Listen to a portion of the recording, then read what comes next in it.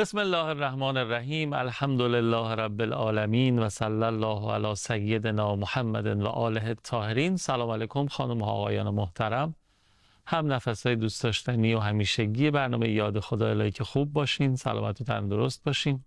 خیلی ممنونم که کاراتون یه جوری تنظیم کردین تا الان مقابل تلویزیون بنشینید و یاد خدا تماشا بکنید. الهی که اینجا به شما خوش بگذره، برنامه براتون مفید باشه، به دلتون بنشینه. احتمال خیلی خیلی زیاد این اتفاقات مبارک خواهد افتاد براتون، به دلیل اینکه استاد محمدی شاهرودی عزیز رو داریم در برنامه که بعد از فاصله که میگیریم و برمیگردیم گفتگومون رو شروع میکنیم. در محضر شما یه صلوات بفرستیم و بریم و برگردیم. من سلام میگم خدمتشون. اللهم صل علی محمد و آل محمد و عجل فرجهم. بفرمایید. اللهم صل علی محمد و آل محمد و عجل فرجهم. صلوات رو هر جایی میفرستی حس خوبش رو دریافت میکنی، اون حالت معنوی و نورانیتش رو آدم احساس میکنه. اما یه سری جاها هست وقتی صلوات میفرستی مضاعف میشه این احساسات قشنگ، مثل این جایی که ما الان هستیم. امامزاده با صفا و نازنین و دوست داشتنی امامزاده ابراهیم و محمد علیهم السلام در شهر مقدس قم که ما نایب و زیارتون هستیم. انشالله شما مشرف بشید به زودی. سلام علیکم و رحمت الله. سلام علیکم و رحمت الله. عزیز خوش آمدید. ممنون، متشکر.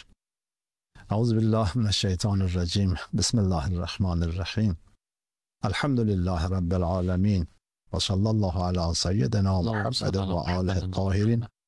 عرض سلام و ارادت دارم محضر دوستان عزیز بیننده و عرض سلامتی، طول عمر، توفیقات روزافزون، عرض قبول طاعات، عبادات و این تلاشایی که در جهت تفقه در دین، تعلیم و تعلم برمی‌دارن ان شاء الله خداوند قبول کنه.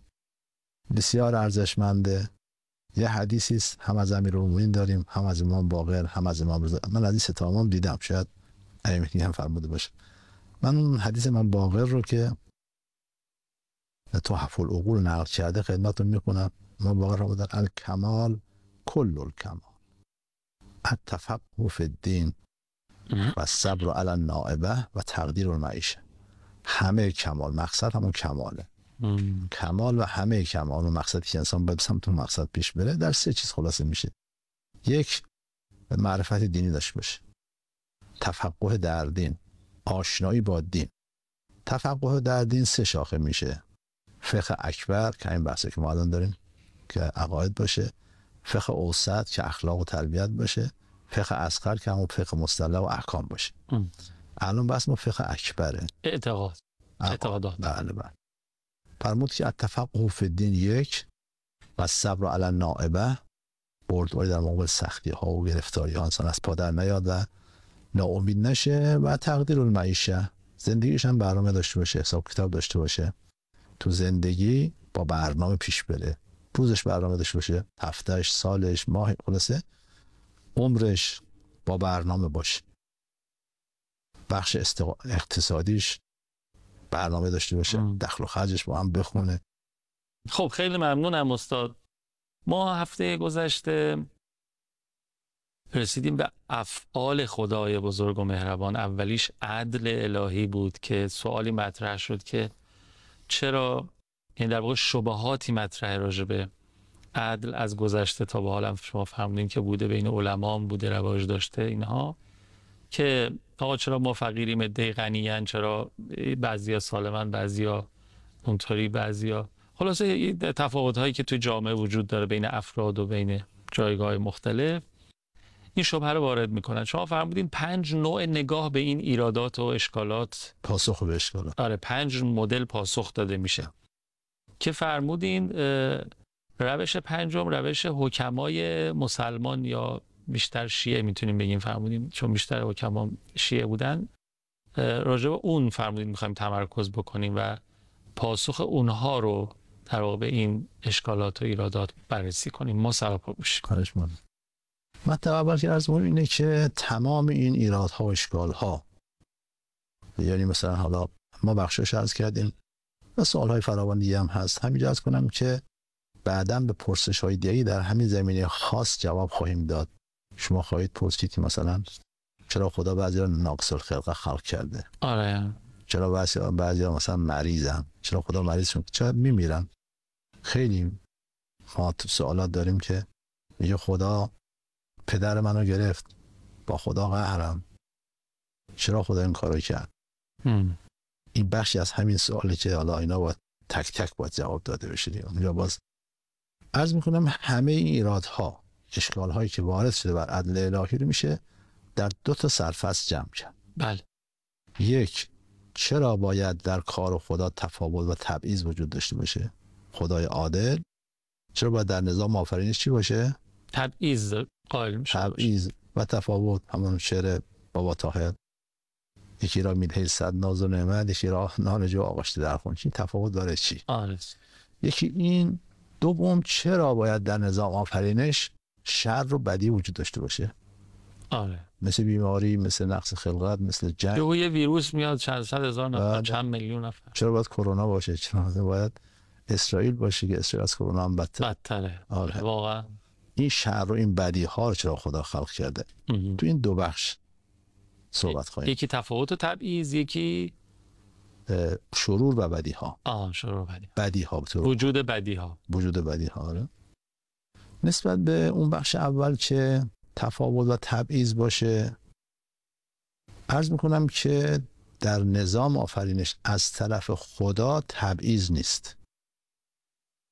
خدا فرض کنید که کسی که یه شایستگی بیشتر داشته باشه بگه چون تو پسر خاله من هستی، شایستگی کمتر داشته باشه بگه چون تو پسر خاله من هستی چیکار کنم؟ درست استخدام میکنم، بیشتر تحویلت میگیرم. بیشتر تحویل میگیرم. که نیست. از طرف خداوند تبعیض نیست. تفاوت هست که عرض خواهیم کرد باید تفاوت باشه. خود عدالت اقتضا میکنه تفاوت باشه. فرق بین تبعیض و تفاوت اینه که تفاوت از طرف گیرنده، تبعیض از طرف دهنده. من یه مثال ملموس بزنم. توی کلاس ما در نظر بگیرید یه وقتی معلم به یک دانشجو که مثلا ضعیفتر و درسش کمتر هست نمره خوب میده، یه دانشجو که بعضش خوب نمره بد میده.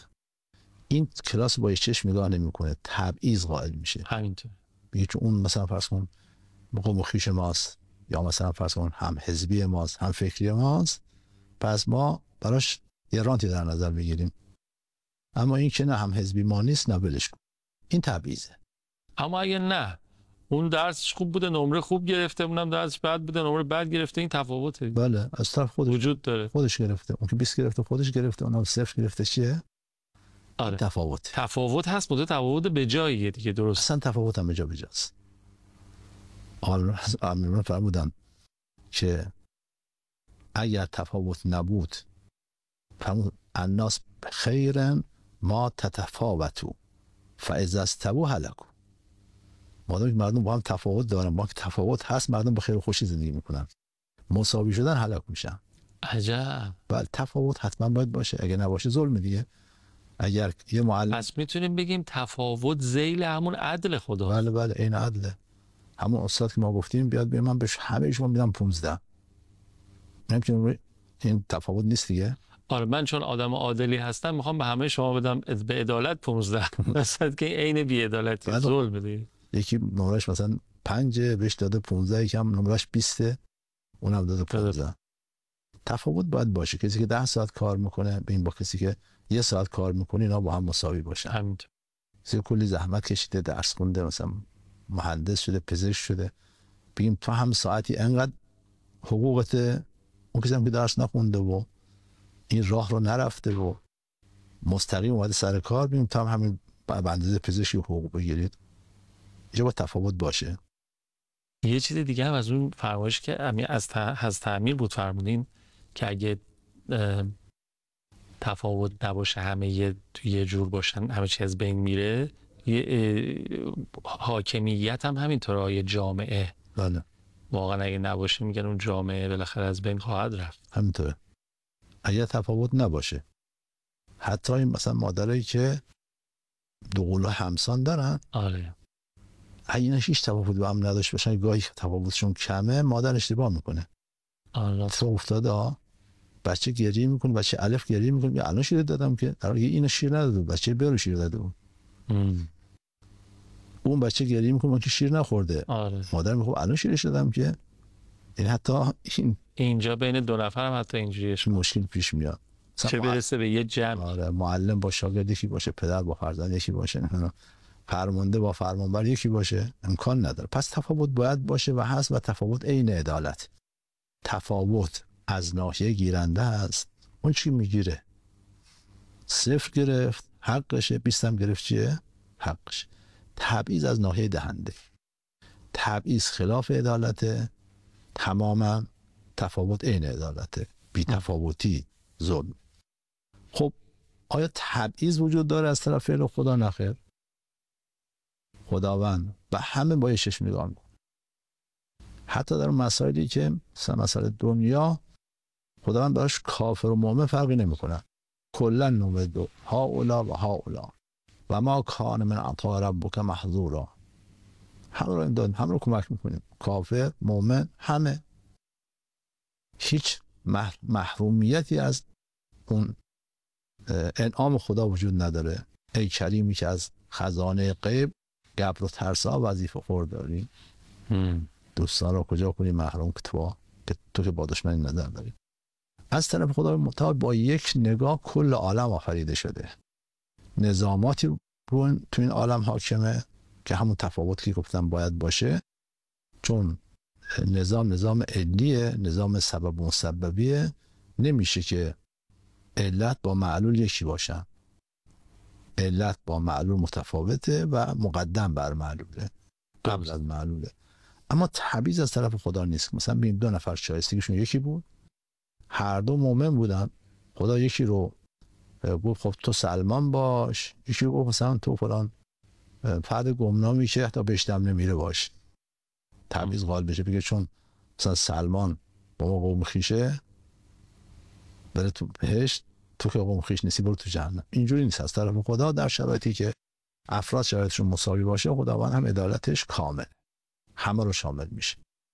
هیچ تبعیضی خداوند بین بندگاش. حتی عرض کردم اونجایی که بحث دنیاست، چون کافر فقط دنیا رو میخواد، آخرت که نمیخواد. در دنیا خدا فرق بین کافر و مؤمن هم نمیذاره. هم آیه ما خوندم مال سوره اسراء باشه، کلا نمد هؤلاء و هؤلاء و ما کان من عطاء ربک محظورا. 2 تا مؤمن هم که مؤمن باشن بینشون فرق نمیذاره. 2 تا پزشکی که در شرایط همن، با هم مثل همن، فرقی نمیذاره خدا بینشون. بله یکی که پزشک، یکی پزشک نیست، و اینا فرق دارن، باز همون بحث تفاوته. بله. اما تبعیض تو نظام آفرینش وجود نداره. بله برخی از انسان‌ها از اختیارشون سوء استفاده میکنن و تبعیض غالب میشن. الان سازمان بین‌المللی اینجوریه، الان شورای امنیت اینجوریه. داشتم به این فکر می‌کردم. اون 5 نفر برای خودشون رانتی در نظر گرفتن، این تبعیضه. اونا چه برم اونا با بقیه کشورها سازمان بین‌الملل دی هم باید مساوی باشن دیگه. چرا باید من خوشم نیاد وتو کنم؟ همینطوره. ببین چه چیزی هم وتو میکنن.